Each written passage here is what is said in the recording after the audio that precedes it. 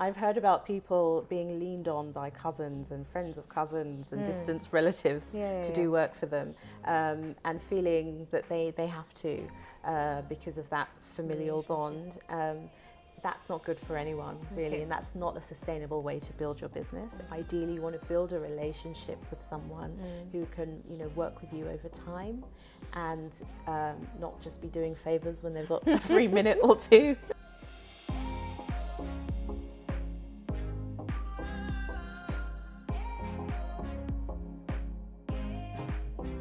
Hi, welcome to Business Sense with Aramide.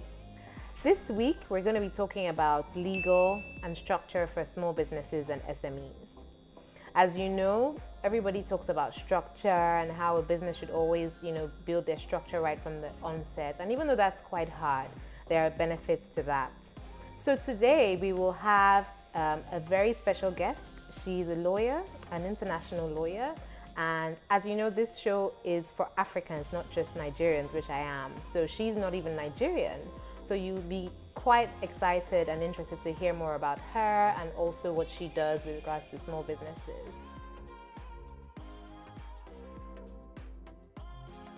So, welcome. So like I said, today we're talking about structure for small businesses and SMEs, but more around the legal structure for businesses. As you know, even though you need like the HR and all the other things in place, you really need to get your legal and your governance in place as a small business. On today's show, we have Rashida Abdulai. She's the CEO of Strand, Sahara. So welcome, Rashida. Thank you. You're very welcome. So we'll just dive straight in. Can you tell us more about who you are, where you're from, because I kept that quiet for the audience, and also more about Strand, Sahara? Great. So as you've said, my name's Rashida Abdulai. I'm the CEO of Strand, Sahara, and I'm also an international lawyer. By way of background, my mother is from Barbados and my father from Sierra Leone. Wow. But I was born and bred in London. Okay. So I guess I have the benefit of having both the Caribbean and the African background. The other great thing is that my stepfather is from the Seychelles. Oh, wow. In East Africa, which is brilliant. I've been going since the age of 11. Oh, awesome. And my husband, my wonderful husband, is Nigerian. Wonderful.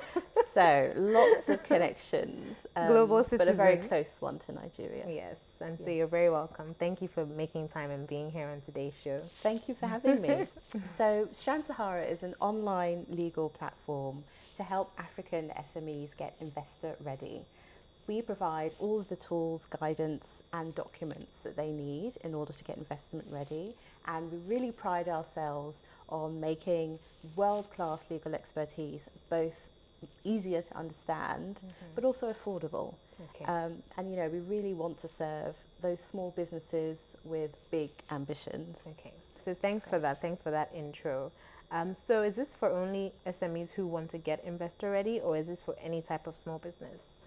Well, we really felt that there was a gap for businesses trying to get investor ready, and so wanted to address that. Right. But frankly, the tools and documents that we have on the system are great for any small business that wants to make sure that they have the right contracts that they need or guidance. So we have been looking at serving those businesses who simply want perhaps just one employment contract or a supply of services agreement, but they know will be good quality and fully customized for their needs. Nice. And is this for businesses in London or Europe, Africa, where? Well, we're definitely all about Africa. We have an Africa focus. Okay. So we serve UK businesses that have an Africa focus. Okay. And indeed businesses across sub-Saharan Africa, Nice. including Nigeria, of course. Nice. But also Kenya, Uganda, Ghana, and more to come. Great, thank you. Thanks for that. Okay, so I'm going to ask a few questions because structure is a major thing. I can't even emphasize that. So please permit me to ask these questions. My first is, why does even a small business need to put legal structure in place from the very beginning? Why not later? Interesting question. And I hear this a lot. But what I always try to do is encourage entrepreneurs to think about why it is they went into business in the first place and what their goals are. if it's a side hustle and you're quite happy to do it on the side of what you're already doing, getting a little bit of income every month or not, then that's absolutely fine. It might be that you choose not to spend your money on getting the right legal structure. Okay. But most, if not all, entrepreneurs that I know have got big dreams for their businesses. They've got those grand ambitions of building a global African brand, being the next MTN or Dangote or Iroko TV. Yes. And so you need to start with that ambition in mind and make sure you're putting in place the right building blocks to enable you to reach that. Okay. Getting the right legal structure from the start gives you the best possible chances of success of getting to that particular goal. And I say it's like building a house. You wouldn't build a house without having really solid foundations, because you know what will happen otherwise. Why spend your money on all of the extra fittings on the top if you know that the foundation isn't right? Okay. It's the same with business and building an empire. Right. All your time, energy, expertise, ideas, money is going into this. So you want to give yourself the best possible shot of success. I'm going to internalize that as well. Because I don't think I'm there yet, but thank you. Thank you for that wonderful insight. Okay, so move on to my next question for you. What are the basic things a startup or small business needs from a legal standpoint when setting up? Okay, this is something we've thought a lot about. And so we've come up with the 5 things that we think are the key legal protections that every business needs. And because we stand for keeping things simple, we've made them all begin with an S, so they're easier to remember. Nice. So the first one that you've already mentioned is structure. And that's all about making sure that the business has the right legal structure to prime your business for growth. Okay. That very simply means incorporating as a limited liability company, but not stopping there and actually complying with company law as well, so that your business isn't struck off the register. And it's not difficult to do, but it's just knowing when you need to alert the authorities of certain events in the company and making sure you comply with your annual filings, like your annual accounts. Second thing is shareholders. That's all about the ownership and control of the company, and essentially means putting in place a shareholders agreement so that the ownership of the company between the shareholders, whether that's the founders, investors, perhaps some employees, is crystal clear. And it also acts as a framework for the operation of the company and determines how decisions are made. What happens if there's a deadlock or you decide to pivot the business. It just gives some certainty to that process. The third thing is standard terms. This is perhaps the most important, because every business is all about making money, essentially, at the end of the day, providing value and making something in return.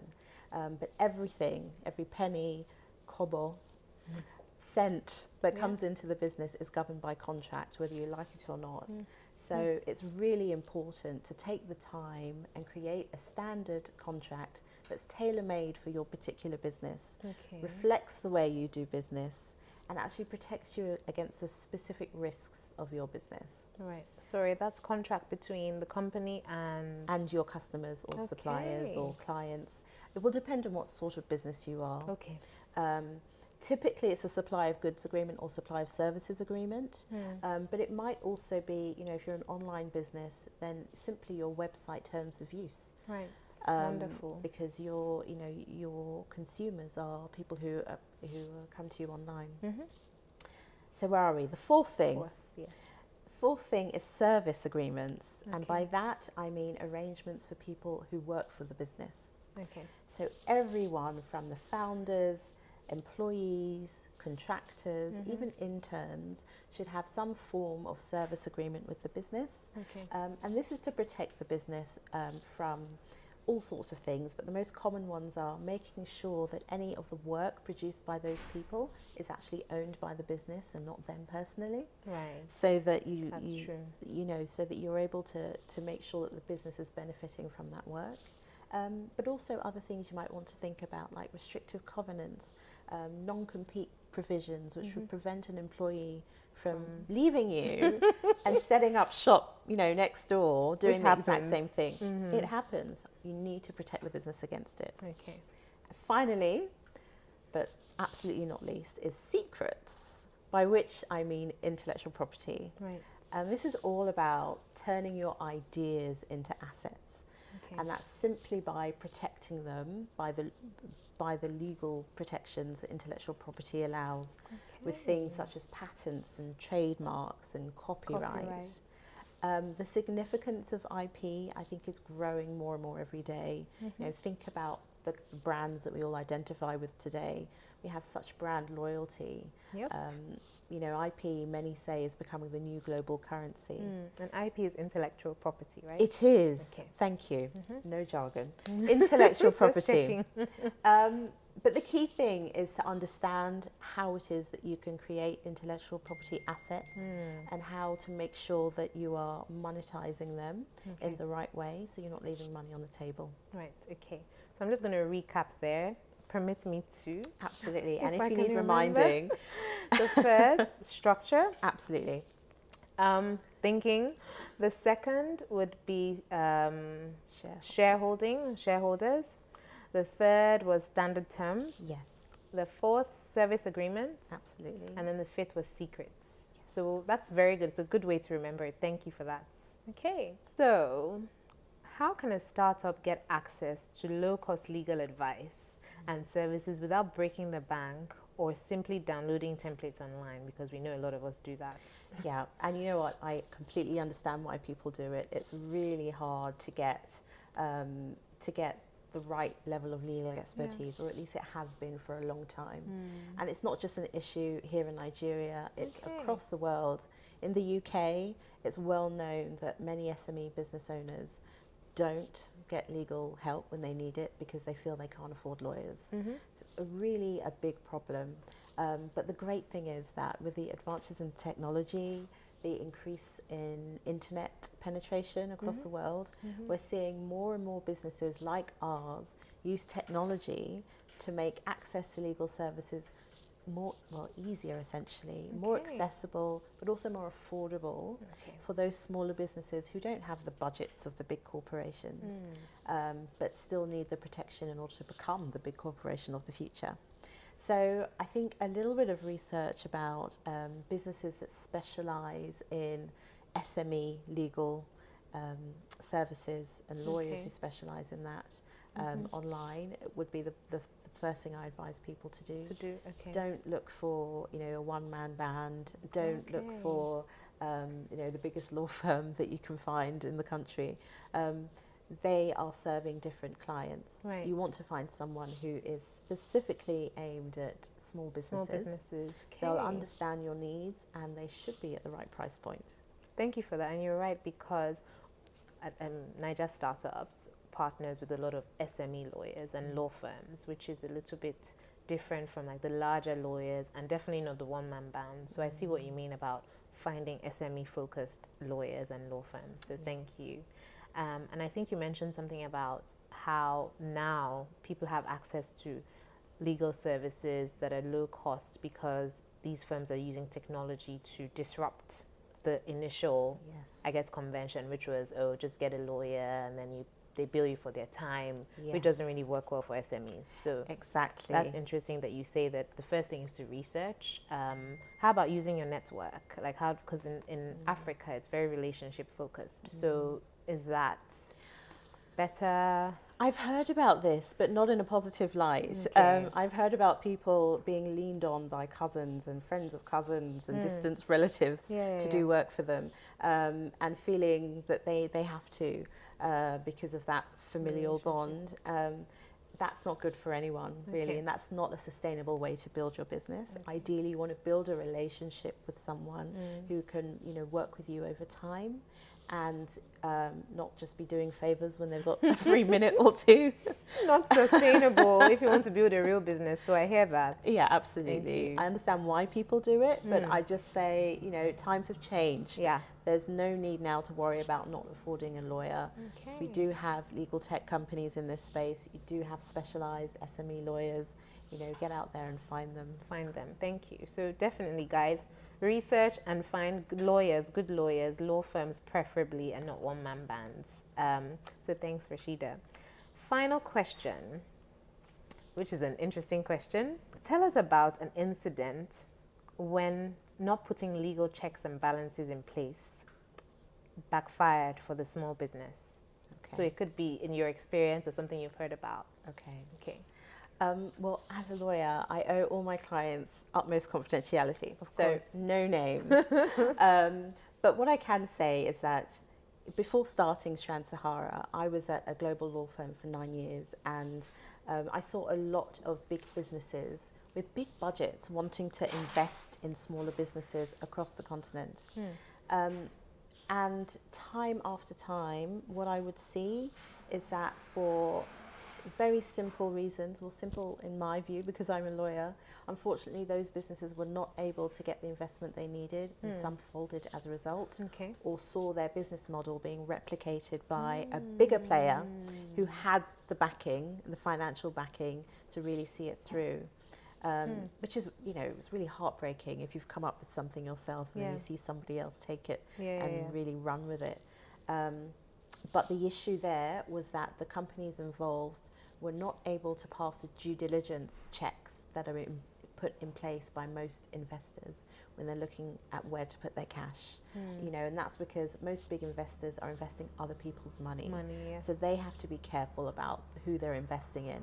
And, if you've not incorporated as a limited liability company, if you've not thought about putting in place a shareholders agreement which governs how the business is run and who owns it, if you've not thought about putting together some standard terms with your regular customers so that investors aren't even sure that your future projections are reliable, if you've not thought about putting in place service agreements so that the key employees in your business could leave tomorrow, and finally, if you've not even thought about protecting your brand and your other IP assets, you're frankly not going to pass those tests. You're not going to be attractive to an investor. And so the really sad stories for me are the ones where really great businesses just don't get the finance they need to fulfill their potential. And so I'm trying to stop that from happening and to make it more affordable and accessible for small businesses across Africa. So thank you, but it brings me to one interesting question, and you mentioned it's funding, right? Yes. You talk about all these things that the business should have done so that they can be investor ready and ready for due diligence, but all these things cost money. And you have people who have really good ideas, but some of them start from zero, so they may not have friends and family to borrow from, and if they had any money to plow, it will be into the business, to run the business, right? So what does one do with very little cash? They want to get all these checks and balances in place so that they can be investor ready or investable, but then they don't have that much money. Like, isn't there a way around? It's really difficult, there's no denying that. Ideally, what you would see is governments providing more support for these small businesses because they recognise how important the small businesses are for providing jobs and also for the revenue that it brings in for the economy. So, for example, in the UK, you see the government doing a lot to support startups and SMEs get funding that they need and also get guidance and advice to help them in growing their business. Not because they're trying to be nice, but because they understand the economical benefits of doing that. It's if you invest 10 million, it probably comes back to you tenfold in terms of tax receipts. So governments really should think about doing more to support this important, thriving community of small businesses. Having said that, though, here in Nigeria, I have been really impressed at the number of accelerators and other organisations set up to help the startup economy progress, whether it's through advice, through bits of funding. And I think that's great. That's really good that that's happening. I've seen also some government support for small businesses. We just need to see more of it to match the scale of opportunity. Yes, because there's a lot of SMEs, tons. And so much opportunity, so many people needing problems solved, and small businesses do that. Some of them stay small, some of them become huge global brands, but they all need to start somewhere. So what do I say? You know, it's never easy to start a business, but if you've got the determination and the tenacity to keep going, even when it's hard, you can go online, you can find organisations providing free guidance and advice. You can do a lot of things yourself. You know, maybe you don't have the money, but perhaps you have the time to do that work. And it's something we're passionate about. So all of our guidance, legal guidance, is going to be completely free. Oh, interesting. Wow. Yeah, we don't think people in this day and age, you know, the digital age, information is, people are expected to be free. It should be free. We only pay for value-added services now, or we're only willing to pay for value-added services, not information. So it's possible. Keep going. Keep going. Okay, so I'll take that as it's hard to do business generally. It's even harder to get all that legal help and support in place, but it's not impossible. There are creative ways, like Rashida's just mentioned. There's access to funding to be able to help you support and do that. There's government programs now. If you don't know, definitely sign into the Niger Startups community and pool of information so you can access all these programs, accelerators, incubators, but also companies like Strand, Sahara, right, who are providing some of this advice and guidance for free, and then services at a low cost, affordable to SME founders. So in a nutshell, there's no hard and fast rule. There's not one answer, but you can make it work. But just remember that, like you were saying, you know, you need to put structure, legal structure in place. Think about the end that you want, you know, and work towards that rather than being, you know, scrappy at the beginning. Yeah, to be honest. And I love the analogy. You're not going to build a house on a rocky, shady foundation. So thinking about that, even I have to go home and think about some of the S's that you mentioned and make sure that they're all in place. So thank you very much. It was so lovely to have you on the show today. Thank you. You're so eloquent as well. It's like you do this naturally, like all the time. You're on TV all the time, but thank you. Absolutely not, but thank you for the compliment. Thank you. And yeah, so look forward to our next guest next week. And thank you guys. See you soon.